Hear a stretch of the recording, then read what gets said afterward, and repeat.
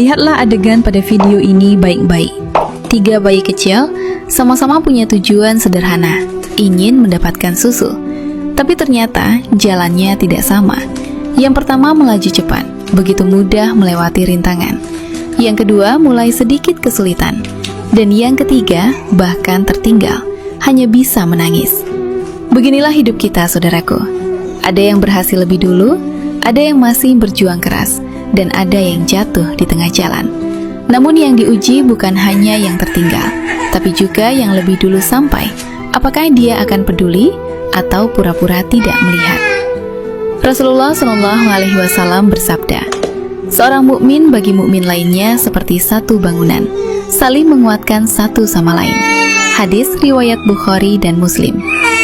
Yang pertama sudah dapat susunya, rezeki, jabatan, kenyamanan hidup.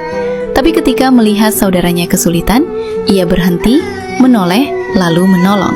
Inilah wujud iman yang sesungguhnya. Sebab dalam Islam, keberhasilan bukan diukur dari siapa yang sampai duluan, tapi dari siapa yang tidak meninggalkan saudaranya. Ibnu Jauzi pernah menulis dalam kitab Saidul Khotir, sungguh, di antara bukti baiknya hati adalah ketika seseorang tidak tenang melihat orang lain kesulitan.